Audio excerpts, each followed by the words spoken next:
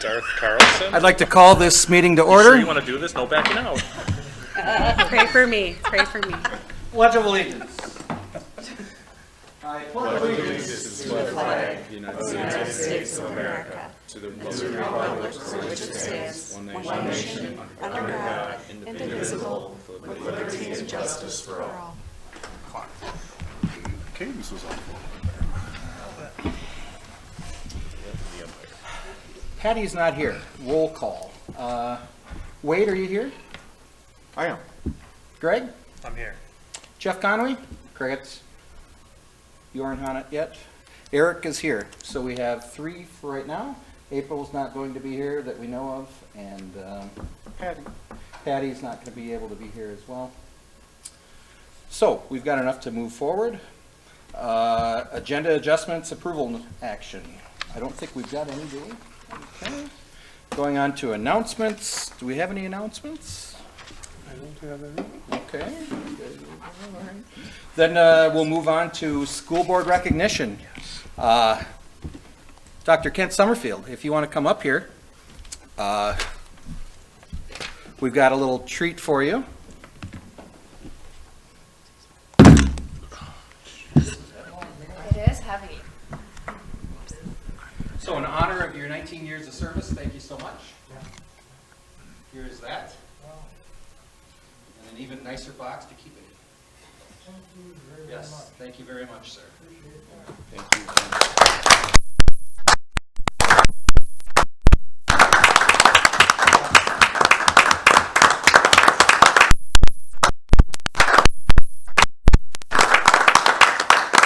So Kent was on the board when I first got on the board, and we didn't always line up. But every once in a here, I can grab it. But every once in a while we would.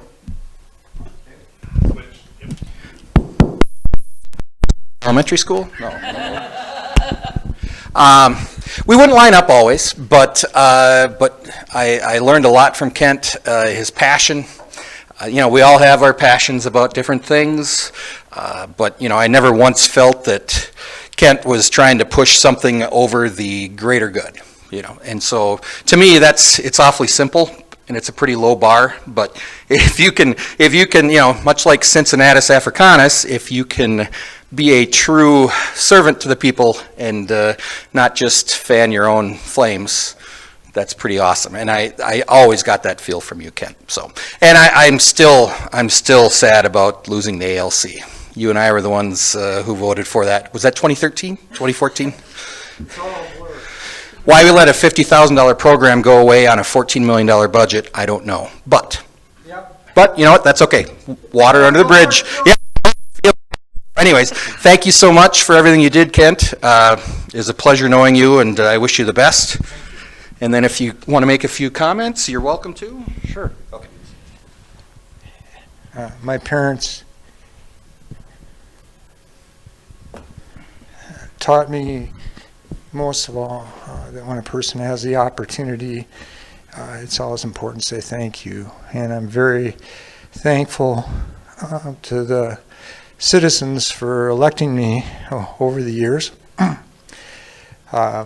This is truly a privilege to be a part of such a wonderful group of people working together. I'm also, is this thing on? I can't hear. I'm also very thankful to my family with their support and their insight and answering tough questions for me, and I especially like to thank my bride of 45 years. So, no, wait, I didn't get rid of the old one. She looks so young. She's Babies having babies. we're best buddies. And my last day of chemo, hopefully, was on our 45th wedding anniversary on June 4th of this, just a few months ago. Most of all, I'd really like to thank the staff of the incredible staff of this district. Administration, support staff, professional staff. The reason that I got on the board originally was both my parents were educators. Between the two of them, they had 74 years in teaching. My father taught chemistry and physics for 54 years, and my mother taught elementary science and math for 20, and then she had to quit because she worked too dang hard, like most instructors.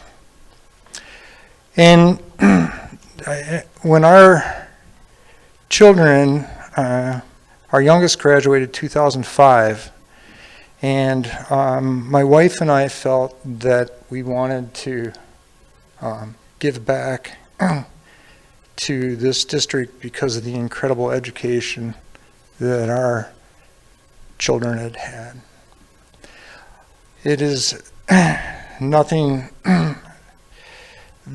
the district, whether it's the coaching, whether it's for athletics or forensics or band instructors, music instructors, I can't, I ran into her the other day, someplace, guidance counseling, all these people that helped our 3 children to be able to go on to compete in some of the very best places in the world as far as education, including Johns Hopkins and Mayo Clinic Medical School, where 2 of them finished their, well, they're still not done.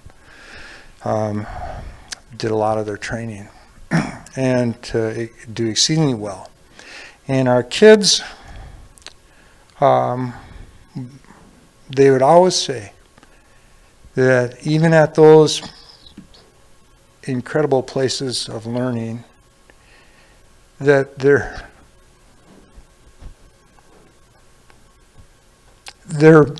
best instructors were here at La Crescent-Hoka. And that is not just one of them, but a number of them. And so that says so much for all the hard work that everybody does day in, day out. I don't know how many referendums it took to pass an operating referendum, how many budgets, how many votes it took to pass a building referendums. I would hope that in the future that our district continue to try to make sure that our entire staff, administration, support staff, professional teaching staff, are the highest paid in the southeastern Minnesota, in fact, in all of Minnesota. Because to hire good people and to keep them in a job, you need to properly compensate them. I'm not trying to lecture. I hope it doesn't come across as that. I mean, these people need to be paid well. And if anybody bitches about taxes, which are, it's appalling the little bit of money that these people over here pay for property taxes, and complain about it, then have them teach their kids at home. See how that goes over, kind of like the COVID-19. If there's any bright spot that came about because of COVID, maybe people will appreciate their professional education. And I don't care whether a person does private schooling, homeschooling, charter schooling, whatever.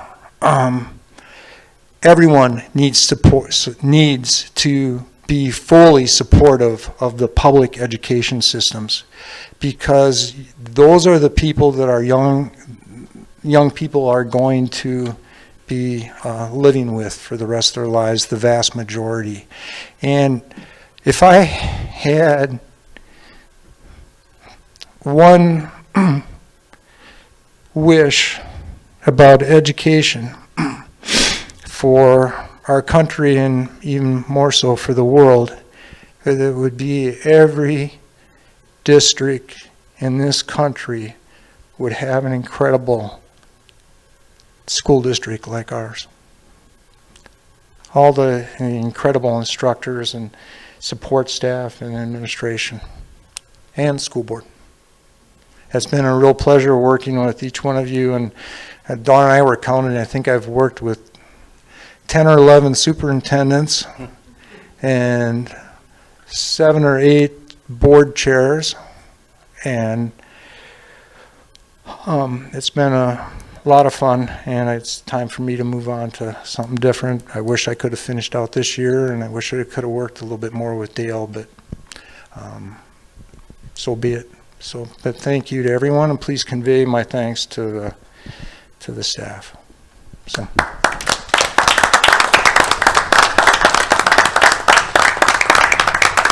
All right. Thank you very much, Kent.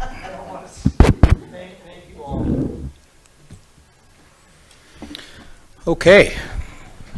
Well, as one door closes, one door opens, right? So, if you want to come on up, Nick.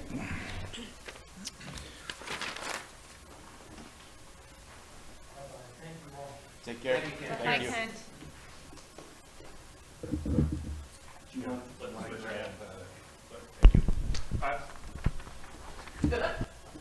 want to grab your copy of this? Does she have a copy of this? She does. You trust? Very good. All right. Nicole Miller, it is an honor that you were elected to guide the education of our community's children.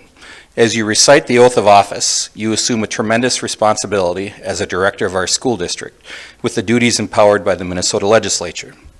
This power puts you and the other members of our school board in the position of being morally and legally responsible for equitable, quality education of every student in the district. In carrying out this responsibility, you will be asked to fulfill the roles of vision, structure, accountability, and advocacy. In providing vision, the board, with extensive participation in the community, envisions the community's educational future and then formulates the goals, defines the outcomes, and sets the course for the public schools. To achieve the vision, the board establishes a structure and creates an environment designed to ensure all students the opportunity to attain their maximum potential through a sound organizational framework.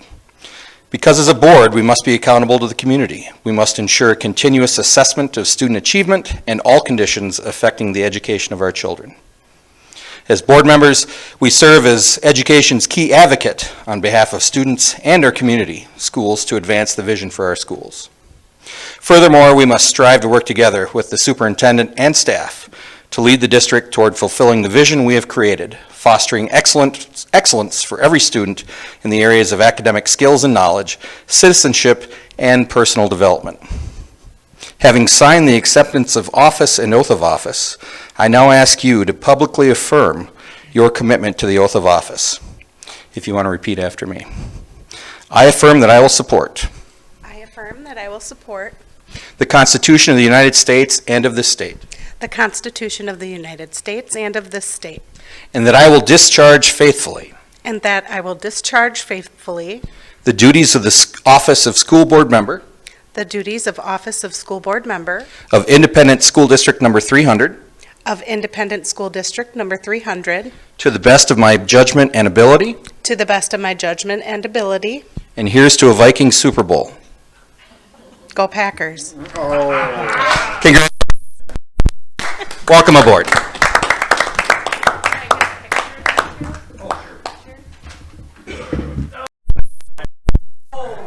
Throwing mics.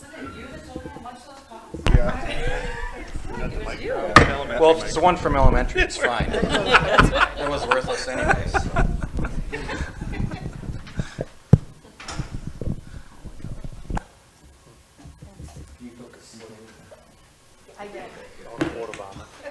All right.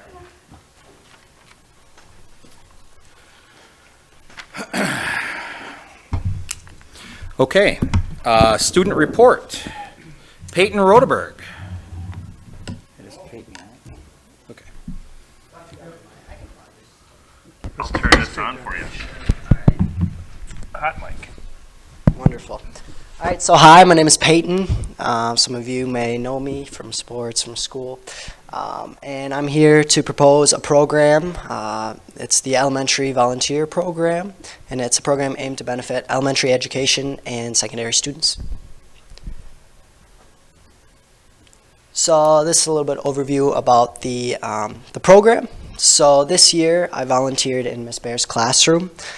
So twice a week I would go to Miss Bear's second grade classroom for about an hour. And I would do everything from working with the kids, reading and doing math, even to helping out with snack time. And it was really, really rewarding on many different levels. You know, I got to know the kids. I got some experience helping kids learn, and overall, it was a really great experience. Many of my friends had come up to me and said, "Peyton, how can you do this? Like, how would I be able to do this too?" And luckily, Miss Bear had given me the opportunity to do it, but for many other students, this opportunity isn't available. So this program would be designed to have other kids be able to do the same thing I did. You could go back.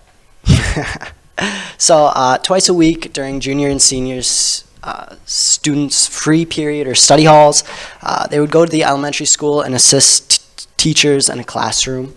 The students would assist in whatever the teacher needs help with during that time. Luckily for me, I did PSEO, so that opened my schedule a lot on Tuesdays and Thursdays, but for other students who may not be involved in PSEO, they would have to go during a study hall or a free period. So whatever the teacher would be doing in that period would be kind of what the student would be helping out with. So the benefits for the high school students, there's positive mental health effects. My experience was very rewarding in many ways. I found that volunteering and being able to help kids learn turned out to be a lot of fun. Another benefit for high school students is that you receive service hours. Many students need service hours for colleges they want to attend. This program would provide a great way for them to volunteer. Benefits for the elementary school students, it allows kids to connect with a positive role model. And I realized that through this volunteer program, or through this volunteer experience, many kids don't get enough social attention at home. And a big part of the volunteer work that I did is just being a friend to these kids and being someone they can talk to. So it provides an adult figure that they can find similarities with. So some of the benefits to the teachers, the high school students would help with tasks.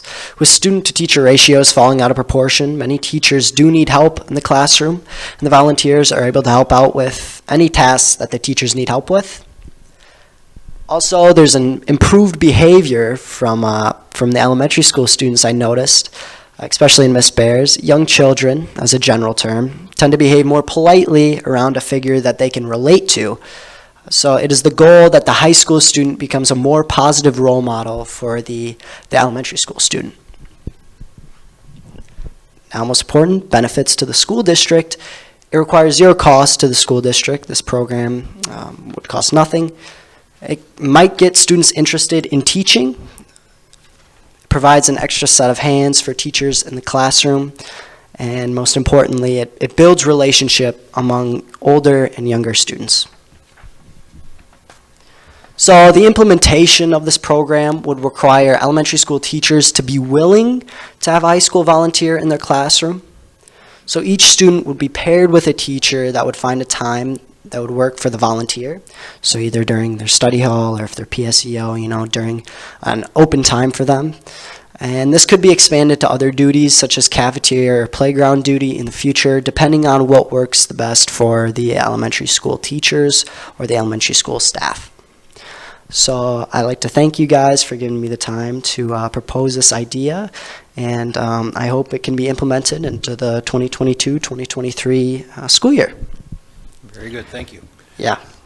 If you guys have any questions or concerns, please let me know. I was just going to add that I had the opportunity to meet with Peyton and learn about his experience and hear more about what he just proposed. And also, Mr. Smith and Mr. Kopp are aware of this. I think they're still very supportive of the concept and have yet, though, had the time necessary to really put in place the logistics and see everything that's involved in making this happen. So that's been done, and that awareness is there. And of course, incoming principal Jacob Feldman will we'll be sharing this with him as well. So any specific planning has not occurred yet, but it is on the to-do list coming up. All right. Any questions for Peyton? Normally, we don't have questions right away, but, okay. All right, well, thank you very much, Peyton. Nice presentation. Okay, moving on to board member reports. Member Welper, do you have anything? Nothing at this time. All right, Mr. Stremka? Nothing to report. Probably not, but do you have anything, No, thanks. Nicole? Okay, all right. We had a successful graduation, so I was very proud to be able to give my daughter a flower at graduation, and it seemed like, we had to move inside, which was a bummer, but the speeches were well constructed, and I feel like it went off pretty well without a hitch. A couple kids forgot their sashes, but, what are you going to do? So, but it was good. I would encourage my fellow board members to make it to a graduation ceremony if you haven't before. It was my first one that I was at, but it was good. So, and that's all I've got. So, do we have any community input tonight? No community input. Okay. Then we'll move on to item 11, review information items. Okay, got it. So first off is our annual nursing report. Commentary by Lauren Dotson. Hello, everyone. For those that don't know me, there's a couple new faces. I'm Lauren Dotson. I'm the school nurse. So I'm not going to bore you with all the details here. That's quite a lengthy document. You guys can peruse that at your leisure. But if you go up, Brittany, I will highlight a couple things. So I always kind of keep track of numbers, how many health office visits we've had each month between the two buildings. And basically the only thing that I noted really is that our numbers kind of doubled each month from compared to last year, which is kind of expected because we had a lot going on last year in regards to the pandemic and everything. So I think our numbers are picking up in the health office, which is good, I guess. And then the other thing I noticed is that our medication administration has pretty much doubled since last year as well. We've had a lot more kids choosing to have medications administered at school. So that's just something to note, I guess, nothing too crazy about that. But we did have a couple 911 calls here at the secondary building, and those went, as well as they can go in that type of situation. One thing that came up out of that is we don't really have a formal medical response team, which I know we've had in the past. So that's something that I've talked about with, I haven't talked with Jeff about it, but with Josh and Steve in the past. So I think, before the next school year gets rolling out, we're going to formally put that back together. Just with more kids with medical needs coming into the school, it's more important. So, yeah, and then everything, if there is an emergency, everything goes off, hopefully without a hitch. And that's really the biggest things that I pulled from the data. If you guys want to know more about certain specific things, you can just email me or call me up. I did have some COVID data here. It looks, well, I didn't have the last year's on there, but we didn't have many cases last year, surprisingly, but this year was the year that we got a lot of cases. But I think with, the Department of Health kind of stepping back and learning from, a lot of their data from last year, we were able to keep kids in school and keep them healthy. So that's all I have there. So the next big section is kind of a list of all the things that I do as the school nurse within the district and that I've done this year. So there's just a variety of things. I'm not going to go through all of them. And then at the bottom, there is kind of my goals for next year. So you guys can look at those too. Yeah, that's all I really have. If you guys have any questions, I can answer them again via email or call me, whatever. That's it. Thank you. All right, thank you very much.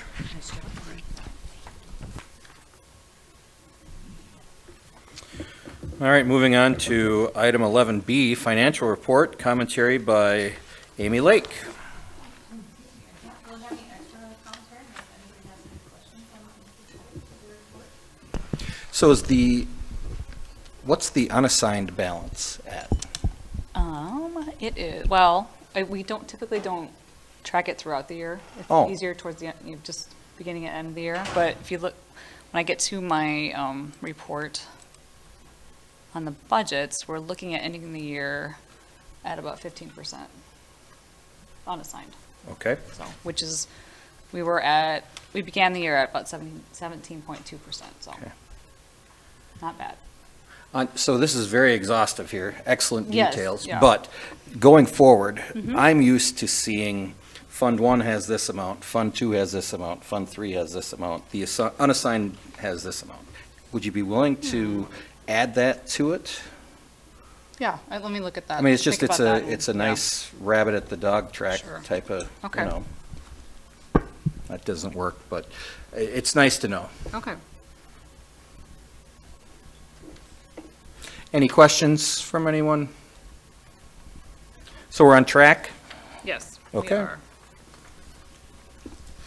All right, moving on to 11C, 22-23 Elementary Student Parent Handbook.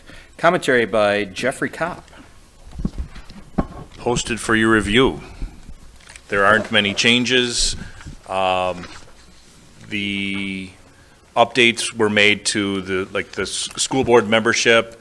I put Mindy Crowley already in there, sorry Dale, but this is, for next school year. I do have Nikki Miller in there, so thank you for agreeing to serve.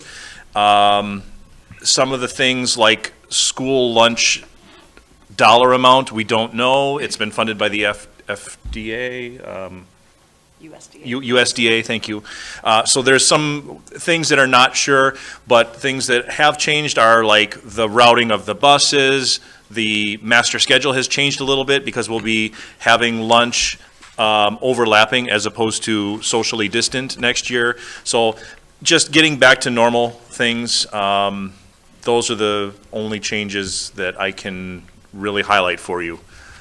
It's pretty similar to what's been approved in the past.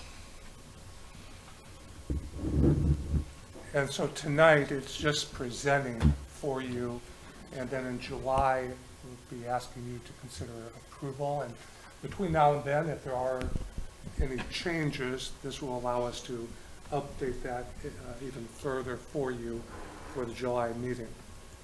But this is an opportunity to ask questions, but also over the coming weeks, please take a closer look at it and let us know.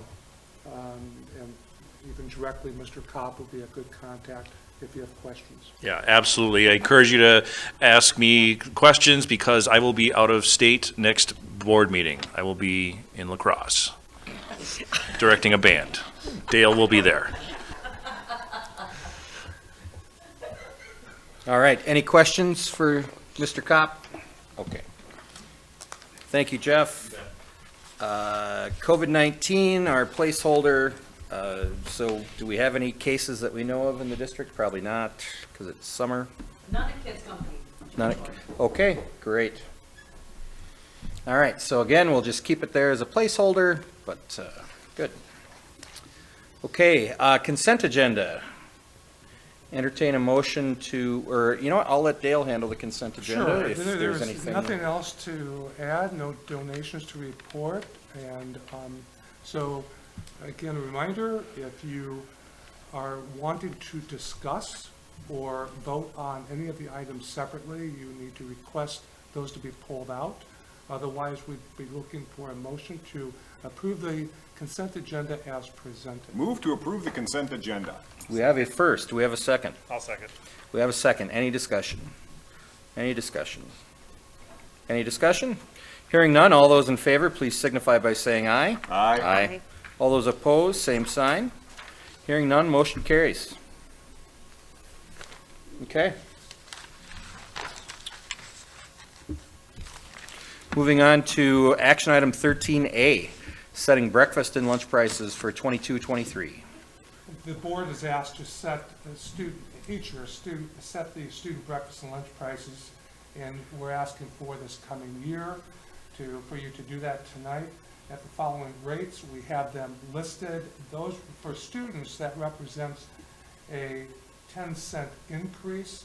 And we're really going all the way back to the 2019-20 school year because, again, it has been free for students the last 2 years. Adult prices, those are being increased by 50 cents for breakfast, 65 cents for lunch, compared to this past year. So we can do our best to respond to any questions you have. And unless you don't have any questions, a potential motion would be to Move to approve breakfast and lunch prices for 2022, 2023. We have a very quick first. Is there a second? I'll second. We have a second. Any discussion? I have a question. So I was just going to say, or I was just going to ask, wow, so do we have a ton of money in our food service? But I just found the column. But that is, I mean, that's, okay. So we're raising prices, why, if we've got, you know, a lot of money in there? Well, costs have skyrocketed. Okay, And then, so the adult prices, I have to clarify, that's actually set by the USDA, so. it is, okay, Whatever MDE says we have to charge for adults, that's the actual. okay. Okay. Any further questions for Amy? Anyone? Okay. All those in favor, please signify by saying aye. Aye. All those opposed, same sign. Hearing none, motion carries. Action item 13B, second reading of Reading Well by Third Grade and Literacy Plan, commentary by Jeffrey Kopp. It's the same as what was presented last month. The changes from last year's plan, you'll see just the changes in the membership of the committee. That's our school leadership committee. Obviously Dale's name with tonight's date. Much of the process by which we teach reading, the core curriculum remains the same, but we have added additional explicit phonics instruction. We've gone through this with our curriculum teams and our school leadership team to verify its accuracy, and just adding the improvements in phonics instruction. Those are the big things to try and improve reading, literacy scores, building-wide. That's our goal, and we achieved our goal. So we're going to keep working to up that next year. So that's this in a nutshell. Okay. Any questions for Principal Kopp on this? Do we need to take action on this? Or just Yep, approve we it? gotta approve it. right, yeah. You Yes. don't have to do anything. So, Well, I'll Well, I will. submit this to a MDE portal if it's approved tonight. So we'll entertain a motion if anyone, I'll make a motion to approve. all right, Greg Stremka with a first. Do we have a second? I'll second. second. Oh, Nikki Miller Yeah. on the board. Gallery. Okay. So we've got a first and a second. Any discussion, any further discussion? Further discussion? No further discussion? All right, hearing none. All those in favor, please signify by saying aye. Aye. All those opposed, same sign. Hearing none, motion carries. Okay. Item 13C, end-of-year Q-Comp report, commentary by Karn Schwartzoff.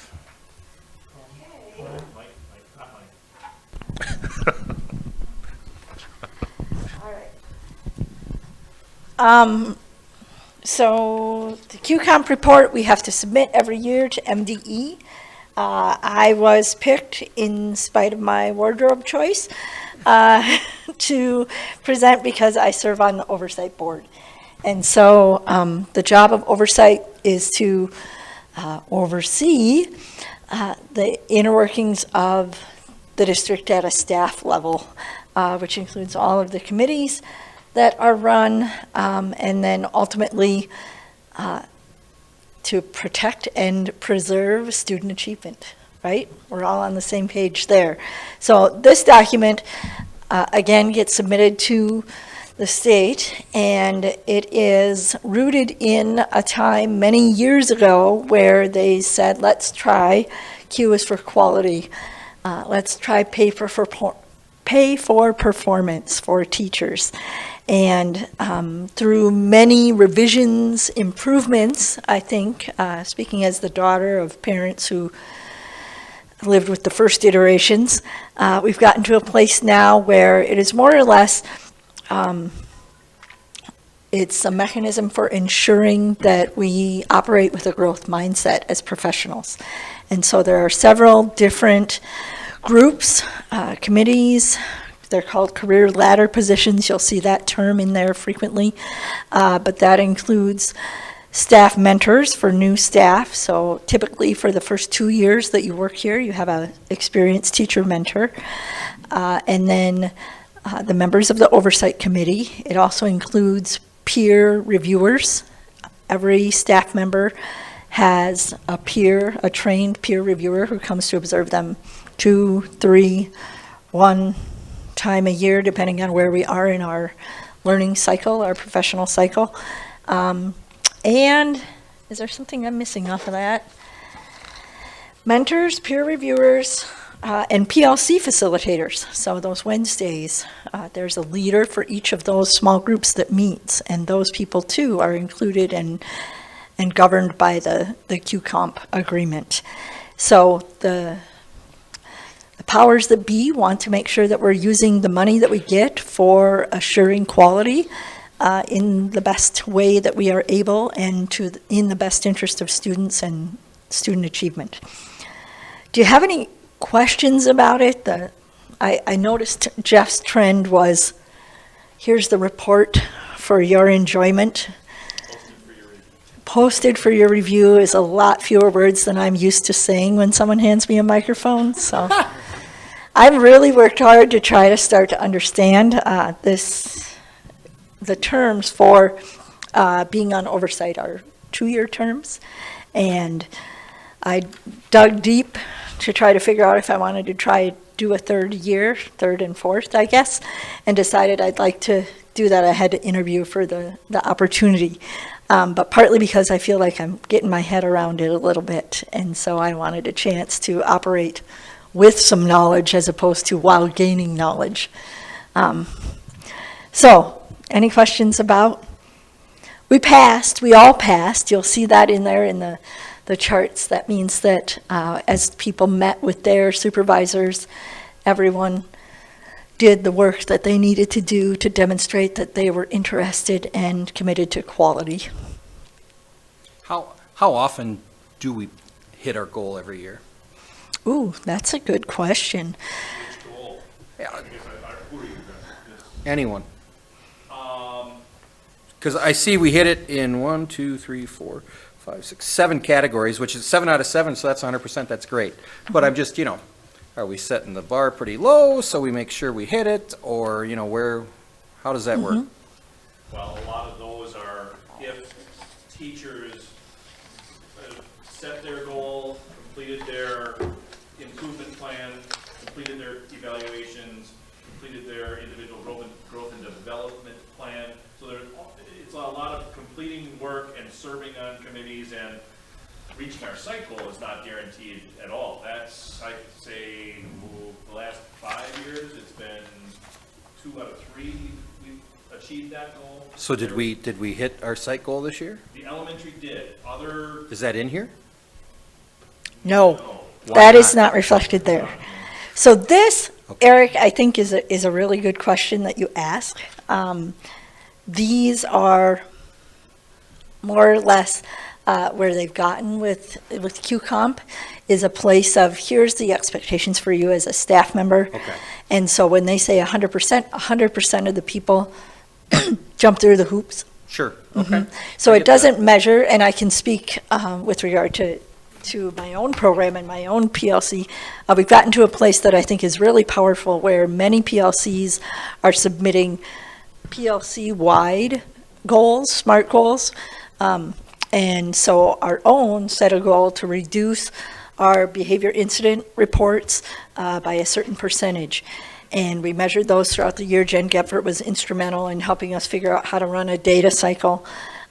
We met that goal, but in years past we have not. And a lot of times we talk about making sure that our goals are achievable and trying to work out the nuance of, okay, achievable, but does that mean low bar, or does that mean the zone of proximal development, right? It's the crux of education in terms of adults and kids. But sometimes we look at it too as a 3-year goal instead of just a 1-year goal, and then trying to parse out cohort data versus lineal data is all part of the conversation.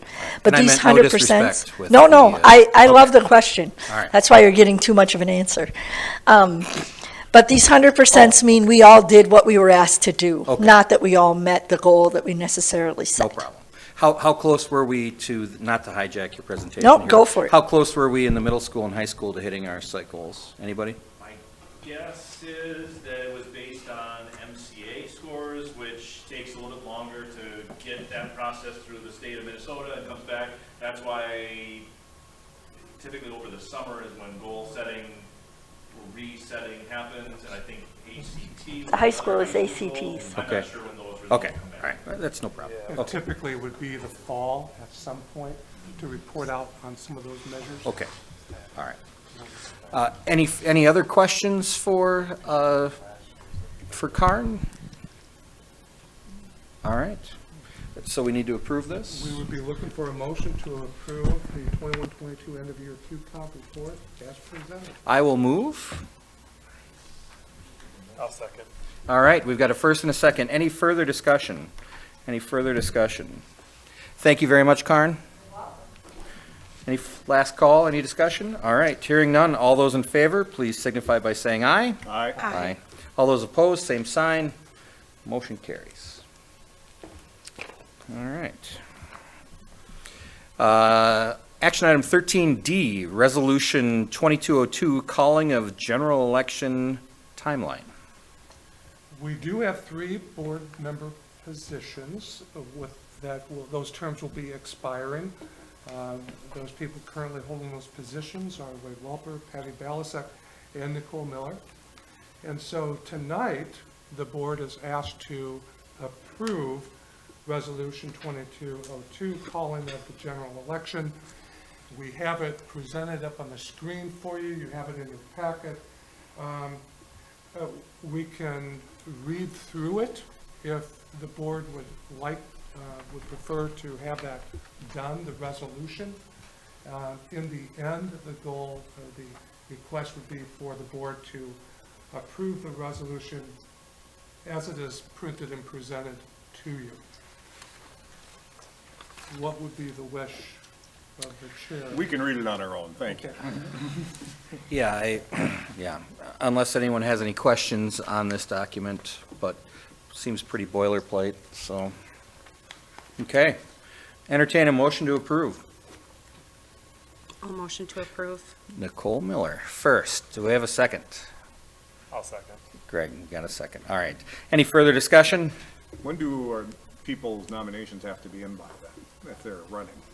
The filing period is August 2nd to 16th. 2 weeks. That's it? Two Yeah. week The window? filing period, yeah. Oh, geez. How much does it cost?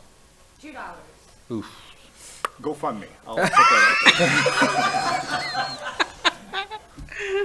I'm sure there's a super PAC somewhere that. Super, yes, I will eagerly posting this on Facebook. Could you send out a reminder on that, if that would be, because that's a short, that's not a big window there. Yep, so it'll be posted in the paper, on our website, Facebook, I'll put it all over the place. And this is a regular election, right? So we're not going to have to, okay, good. Okay. All right, any other discussion? Good question, Mr. Welper. Can it be paid with check or? Yeah, Okay. Cash and carry, Cash I and carry, believe. all right. usually keep a 5 in my desk. Okay, all Really right. need it. Thin, okay. Last call, any more discussion? Okay, all those in favor, please signify by saying aye. Aye. All those opposed, same sign. Okay, motion carries. Action item 13E, revised budget fiscal year 2022. Amy Lake or Dale? Yeah, I'll just briefly start that as we go through this, as Ms. Lake presents this, we'll be looking for 2 different motions. We'll start first with the revised budget for this current year, which the last time you did that was in March. And then once you ask questions of that and approve that, we'll move into looking at next year, which would be a separate motion to adopt and approve. Okay, so we're looking at, the current, fiscal 22 budget, as we talked in May. We had discovered that there were some expenses that should have been construction related, and there obviously was funding left in construction, so, made the decision to move those expenses out of the general fund back into construction where they should be. So, looking at this page right here, this is the only thing that we're revising on this second revision are the total expenses and the unassigned expenses, so none of the restricted accounts below that are changing, and none of the other funds are changing, so this is just general fund total expenses and unassigned expenses that are being adjusted. So we're actually looking at a net positive change from the original revision in March of $461,000, which is awesome. Excellent. So, I think we had, so our original expenses on the March revised budget were at 14.9 million. Now we're looking at 14.46 million of expenses. So obviously that's, we started with a planned deficit of $131,000, and we're looking at a planned improvement of $331,000. Unassigned fund balance is still going down a little bit, but it still looks very good. 17% is 15%. So as you listen to Amy, we kind of go back and forth. We still spend a lot of our time focusing on the general fund unassigned. We've talked about that at the May budget workshop too, because so many of our operational expenditures come out of that fund, beginning with our personnel. And so, but then it's also important that we keep watch over the entire budget, and so that's where this larger overall amount comes from. So we'll often speak in terms of two different amounts, that unassigned general fund and then the overall budget. So. So yeah, everything, unless you have any questions, this is what we are proposing for approval. This is second revision. 14.8 million in revenues and 14.4 million in expenditures. Excellent work. I move to approve. Is there a second? I'll second. Discussion. Any questions for Amy on this? I thought the last time we were coming in under, that our expenses were exceeding our revenue. On the original revised budget, yes. Okay. That includes those, Okay. those expenses we have for our construction. Okay. So How much money is left from that bonding that we had for the extra costs for the elementary? How much of those funds are left at the end of this? Overall, right now, we're looking at about 800,000. That is still left?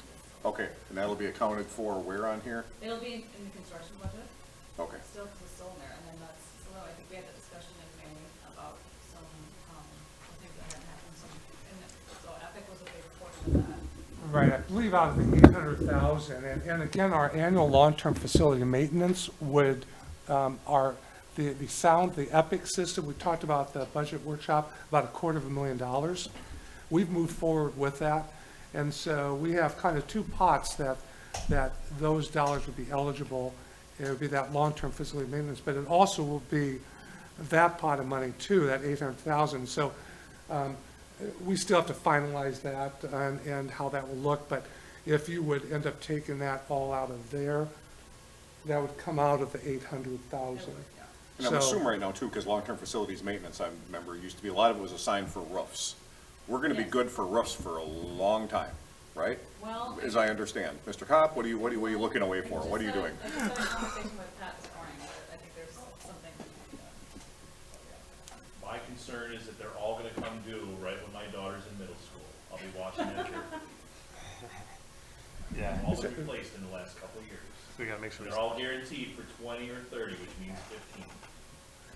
Oh, it's being a little pessimistic there, but, But that's the idea. That's my look. all right, fine. But yeah, this, And it probably goes beyond your specific question, Mr. Welper, about your question, but I would say with that long-term facility maintenance, that annual allocation, it's always wise to not hurry out and spend it all because of the unplanned, even though, you know, if a section of the roof goes bad, hopefully there's some kind of warranty still with it, but you need to be prepared to be able to dip into that LTFM money to be able to cover things like that. So Because we have some sports facilities that have been needed upgrades for many, many, many years. And those have been put on the back burner, and I think it's something we need to address moving forward. I think you were going to look at ways, what we can use for that specifically under long-term facility maintenance. Okay, very good. All right. Well, nice. Good. I'm done. Okay. I got to admit, I lost track. So we've got a first and a second. We're in the discussion phase still. Any further discussion? Any further discussion? Who's keeping track of the warranties on the roofs? Jeff. Other than Jeff? Yes. Okay. All right. Good. Any last call? Any other discussion? All right. All those in favor, please signify by saying aye. Aye. All those opposed, same sign. Motion carries. Okay.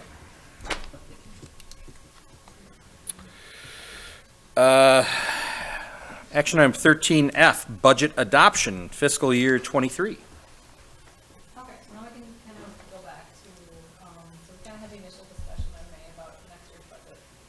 Just kind of recap some things. So it's starting with enrollment, obviously that's kind of our main factor because it'll determine our state aid. We're looking at a projection of 1,043 kids, so that's down from 2022. We want to be conservative. So obviously when we do the revised budget, hopefully we can kind of better, but at this point, we want to go low just to be safe. And try and be a little realistic. So looking at what changed for revenue, general ed aid, we did have that, hopefully we'll have a 2% increase from the state aid formula, but obviously we looked at that, so we're only looking at about $15,000 increase in state aid. On the federal side, in May we kind of discussed what was left of the CARES fund and COVID fund. So we're looking at about $177,000 left that we'll have to spend. And that'll probably be spent obviously all in fiscal '23. We've got a little bit of, along those lines, this pandemic and all the lost dollars, so $7,000. And title funds I don't anticipate will change, they'll probably be the same amount as they were this year. So when the legislature adjourned early, was there any extra money that was looking at for schools, or that was still looking at the 2% and that was it? All right, that's simple. All right, thank you. At this point, yeah. And then the tax side, we are looking at about a $365,000 decrease in property taxes. The general levy is down about 308, and then the LTFM levy is down about 40,000. On the local side, now that things are starting to come back a little bit from the pandemic, we're looking at about a $15,000 increase in the property. How did property taxes go down? I'm confused. Based on different factors, enrollment is part of it, so. Okay.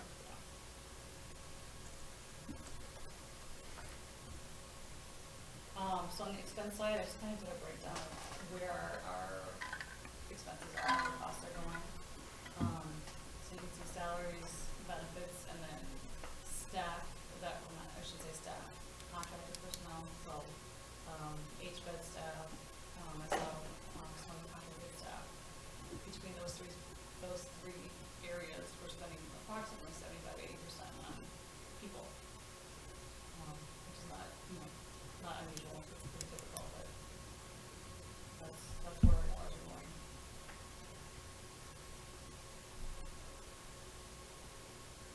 Okay.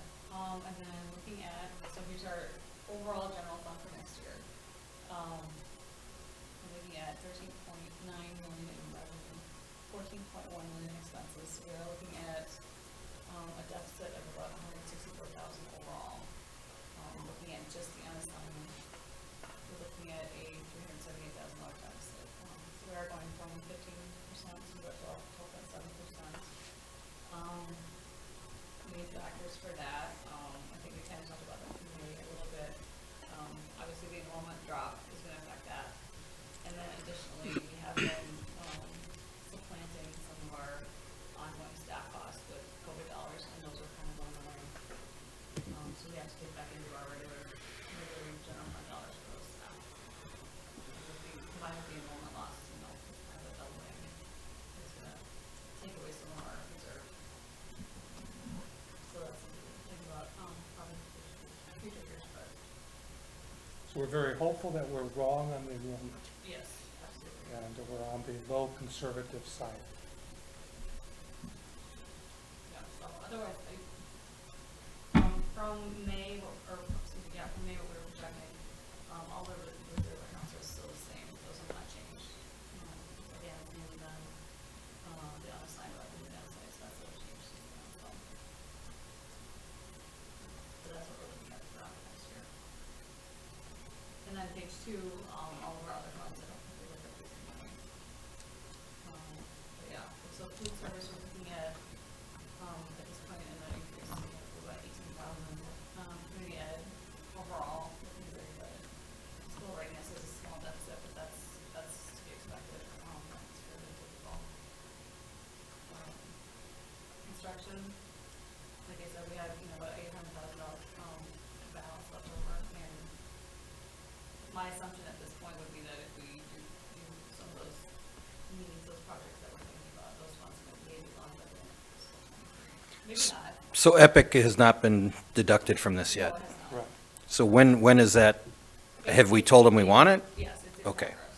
Okay. If they have started. Will it be done by school year start? Okay, And what was the awesome. final price on that? Do you have an estimate? It was about 260,000. Okay, all right. Yeah.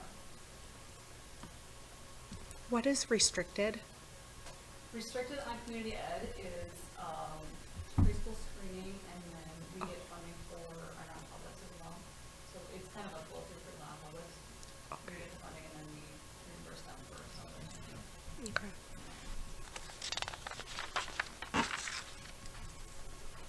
So yeah, so obviously this is what we're looking at hoping for our budgets, for 2.951 million. General fund revenue and 14.1.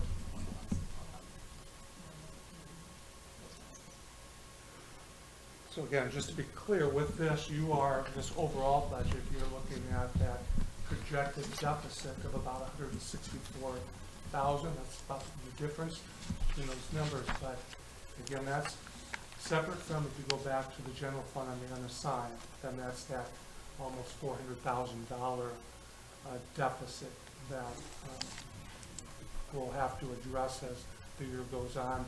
Looking at the budget for the following year, some things will have to be looked at,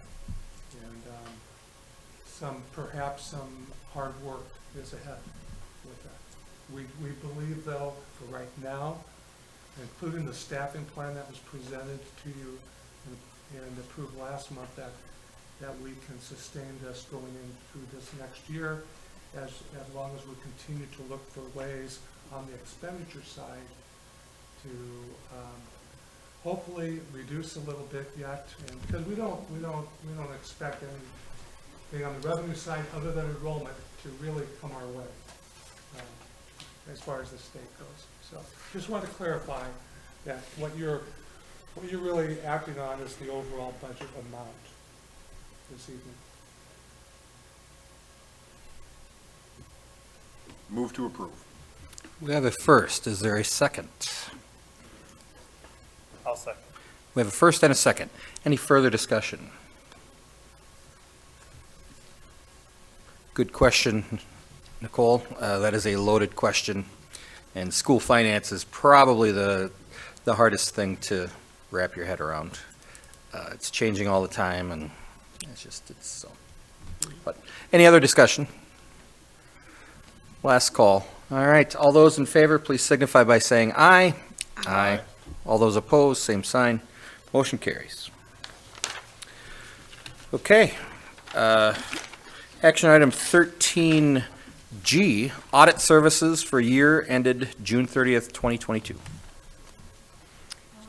Yeah, so this is just, I think the ball Oh, burned out. okay. I could start too, maybe any specific questions left, Amy, but tonight you're required to approve an engagement letter as drawn up by the auditing firm prior to the audit taking place. And this letter puts in writing all the aspects of the audit that will be performed. And so we provided you some historical perspective, information as well of who we've worked with Their name, actually, they're going through some transition.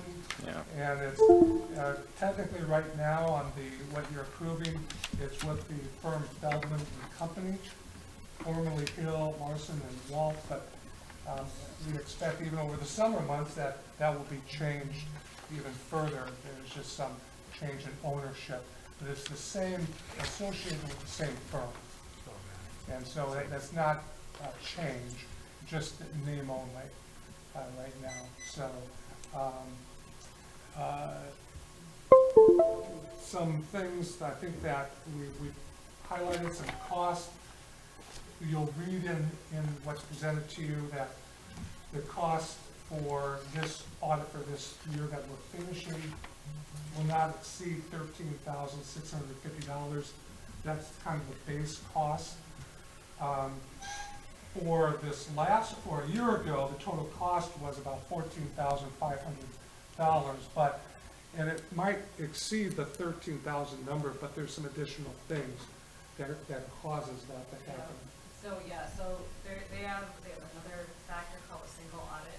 So if we receive in a fiscal year $750,000 or more of federal funds, then we have to have a separate audit from just those funds. So obviously most years it's never an issue, but with COVID, those are all federal dollars. So last year we had to have that, and this year we'll have to have that again.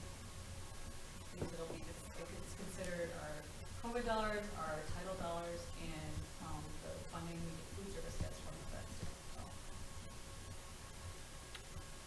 So again, you're asked tonight to approve the engagement letter for the fiscal year 22 audit with Feldman and Company as presented. But happy to take more questions that you have. Move to approve. Second. Any other discussion? Was there anything else, or is this just about our auditors?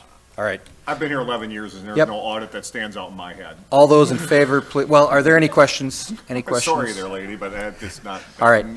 Hearing none, all those in favor, please signify by saying aye. Aye. Aye. All those opposed, same sign. Okay.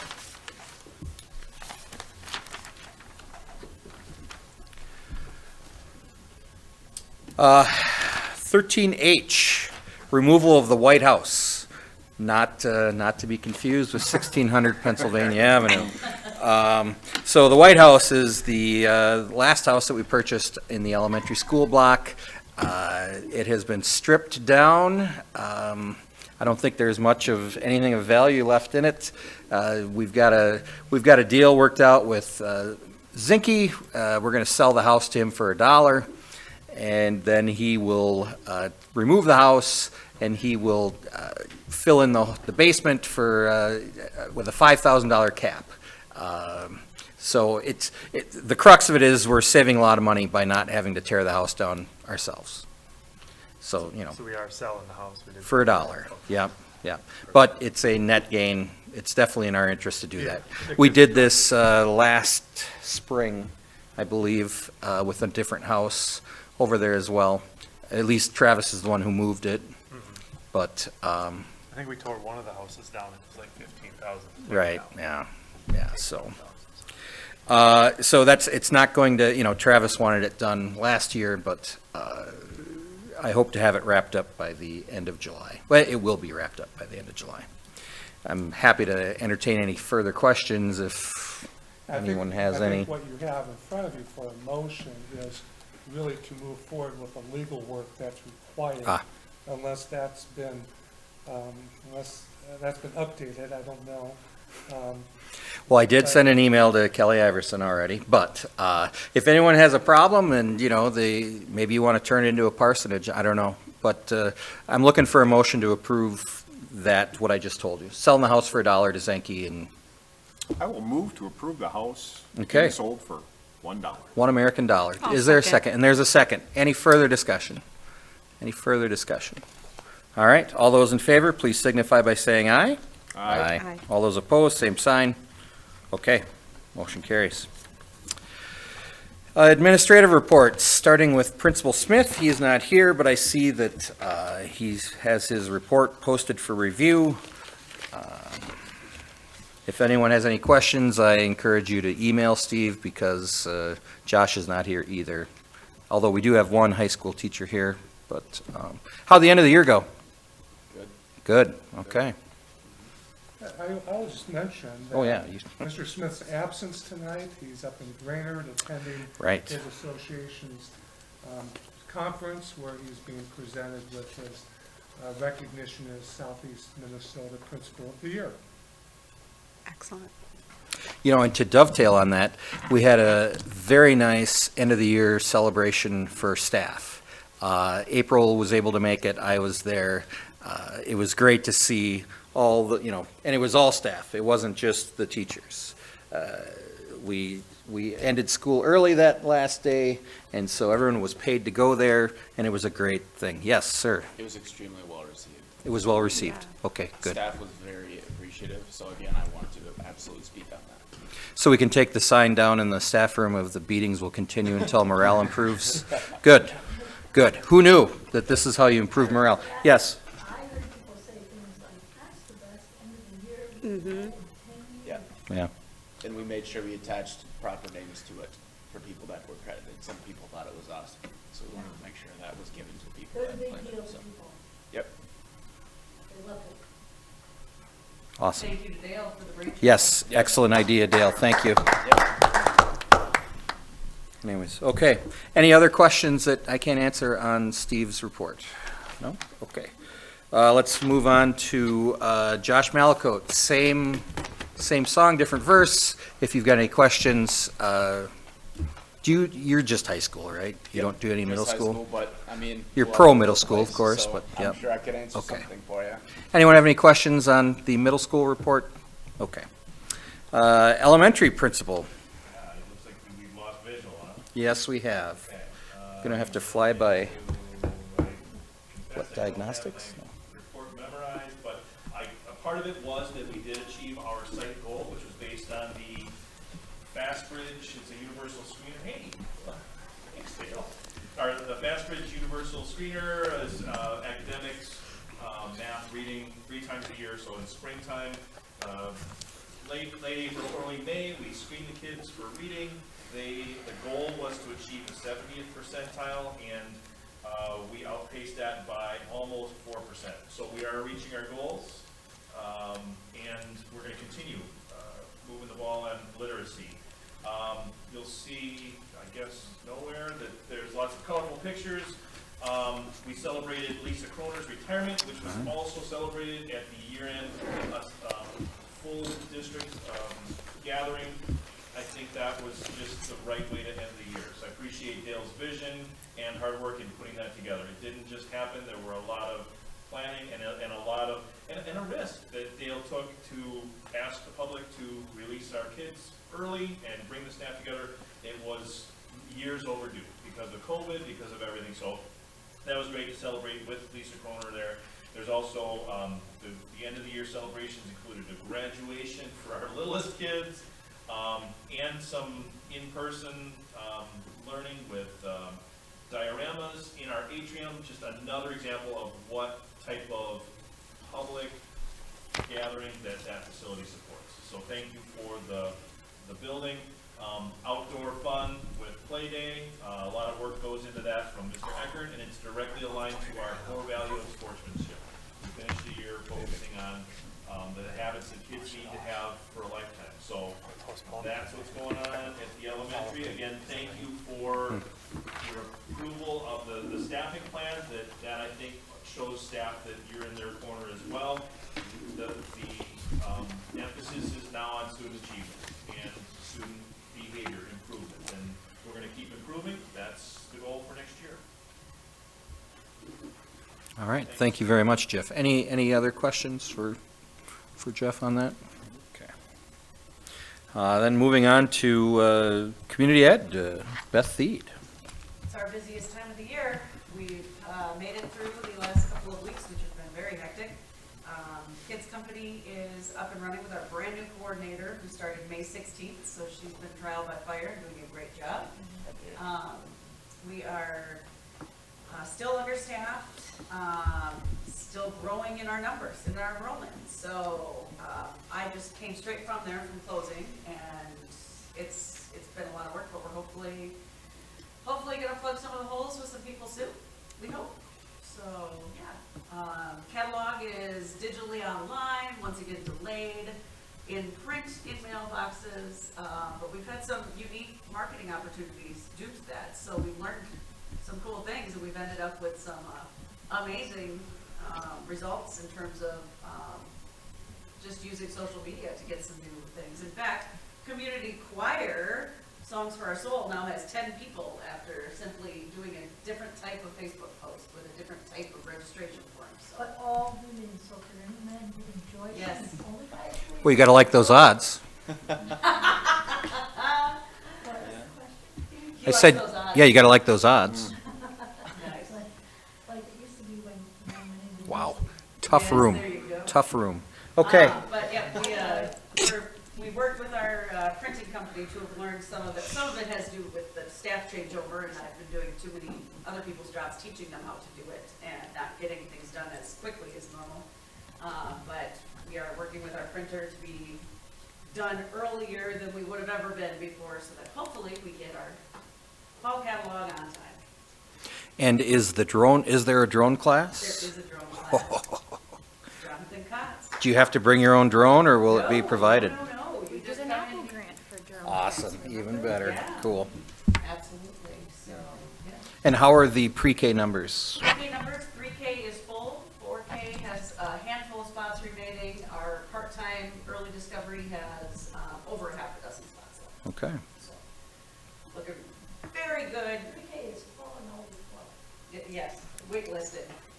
May that cup overfloweth. That's fantastic. And 4K you said was full? 4K, we have a handful of spots left. Okay. Yep. So less than 5. Less. I think it's the 3 or 4.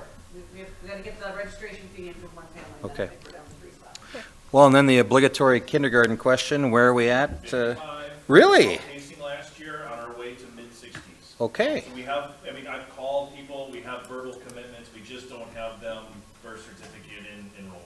What if we had like a signing day, just like, kids that have a, We're getting, warming up to that, kind of making a bigger deal out of it. I mean, they're getting, the white glove treatment. awesome, Yeah. awesome. Do they get this because, Get what? we are doing our summer school through Winona, right, as a district?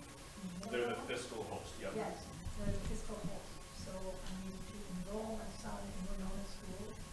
And I started it on my phone and then realized we're gonna treat it that I can't do it on my phone.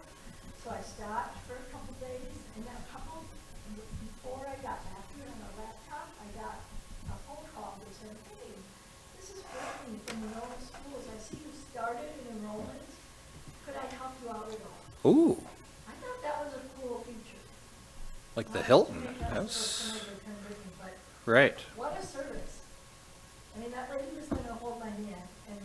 Well, that's what we have to do, basically, right? The issue is quite simply, they try to do everything on these devices, if you just need this interface.